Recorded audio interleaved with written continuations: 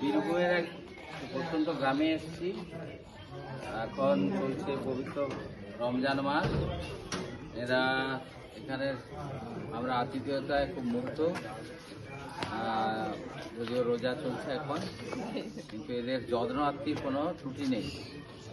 এখানে combined family, এদের মধ্যে মেজর জনের অনেক গুণ দেখলাম, সবারই গুণ আছে, কিন্তু এরা প্রকৃতি প্রেমিক। তার মধ্যে দেখুন পায়রা, কত রকম পায়রা রেখেছেন, এই যত্ন করেন উনি সারাদিন। এইরকম প্রচুর কাজ করেন বাড়িতে, ছাদের এগুলো দেখালাম। দেখুন গ্রামের বাড়িতে কিরকম হয় যে একটা মরাইয়ের অনেকগুলো টাইপ আছে। এইটা মাছের বাখারি দিয়ে এরকম করে মরাইটা করা হয়েছে। এটা হচ্ছে পারবারেন্ট, আরেকটা হচ্ছে খড়ের দিয়ে করে। তো এই সুন্দর করে একটা মরাই আছে, এর মধ্যে ধান রাখা হয়, মরাইয়ে ধান রাখা হয়। যারা এখন অবধি গ্রামের যে দেখেননি তারা দেখবেন এইটা, যে মরাই হচ্ছে ধানটা রাখা হয়, তা থেকে ধান বার করা হয়, আবার প্রসেসিং করে কিছু চালে চলে যায়, আর প্রিজার্ভেশন জন্য সারাদিন ধরে প্রিজার্ভ করে, সারা বছর ধরে।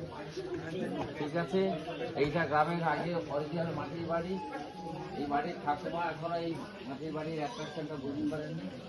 যে এখন মাটির বাড়ি আগেকার দিনে কি মোটা মোটা দেয়াল, কিন্তু খুব ঠান্ডা হয় গ্রীষ্মকালে খুব ঠান্ডা হয়। এই তো মাটির দোতলা, উনি এখনো এই বাড়ির টানের জন্য, যদিও পাকা বাড়িতে গেছেন, কিন্তু এখানটায় মন পড়ে আছে ওনার। ঠিক আছে, এখানে আমাদের জন্য সব রান্না বান্না হচ্ছে।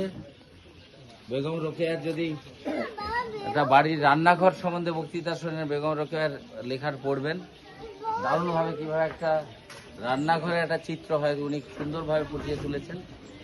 তো এই বাড়ির যারা কুশীলব তাদের সাথে আমরা কথা বলছি। তিনি বাড়ির বড়, ওনার সাথে আসুন, ওনার দু একটা কথা শুনি। এই বাড়িতে আমরা এসছি, এখন আপনাদের গ্রামের অবস্থা কেমন? ভালো? এরা গ্রামের লাইফই পছন্দ করেন, গ্রামে থাকতেই ভালোবাসেন, আর এদের আতিথেয়তার তুলনা নেই। এই যে নিশা, আমার ভাগ্নে বউ, এ তো ভীষণ এতভাবে আমাদের বারবার বলেন যে কথার অ্যাট্রাকশনে আসতেই হয়।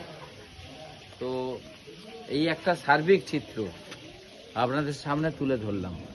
এটা সবেদা গাছ দেখিয়েছিলাম, প্রচুর সবেদা হয়ে আছে। এই গাছটা উনি লাগিয়েছেন। নিশার যখন ছোট বয়স, ওর বয়সের সাথে সাথে মিলে যায়।